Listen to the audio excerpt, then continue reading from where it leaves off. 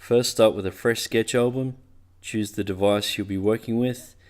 Today we're using the iPhone 6 Plus, so I can either tap on that for landscape or portrait, then create, then down to my tools button to place my first image.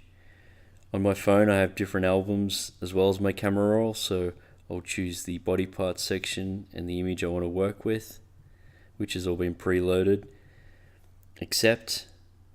Then to my layers button, start a fresh layer so I'm not working with the original image and messing with it. Then to tools, back to place photo, and again through my own phone's artwork and images, I'll go to tattoos for placement, choose the image I'm going to work with.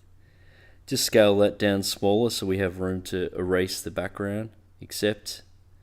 Then using the eraser button, I'll just begin to erase the background away, leaving the body part and giving me a clearer idea of when I can rescale it to see where I'm at. So just a quick little erase. Tools, transform layer. Now I can rescale the image and move it. Gives me an idea of what's going to work. Accept. Back to layers. Now I have a transparency fader here, so I can make the image look a little bit more realistic. The iPad actually multiplies like Photoshop, so it works a lot clearer. But for the phone, it's a great little idea just to get a quick idea on what's working. So once I've erased that, I can move it around. It looks pretty good. Also, back in the transform layer section, you can flip the image vertically and back, or you can flip it horizontally, just to give you an idea of which way would work best. And flip back again, I think the original way works well. And accept.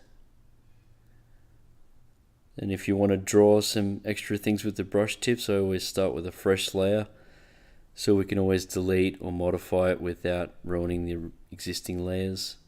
Then to my brush tips, which can also be edited, so you can mess with different brush heads and softness, fatness, harshness, just to give you a bit more freedom of what you would like.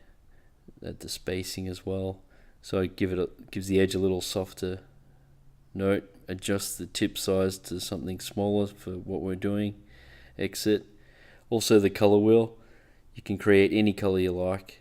I'm going to go for a soft black just to match the original artwork on the image. Also the transparency fader again allows the colors to be nice and soft if you want to do a transparent overlay, etc.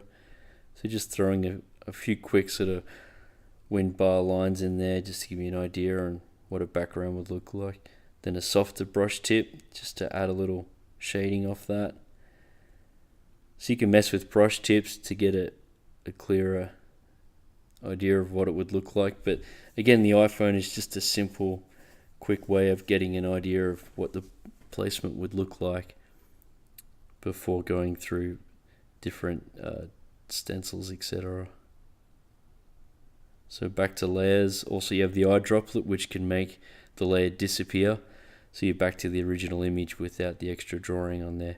So it's handy to always make new layers to do so. Also you can add to photos, duplicate, or you can email the image.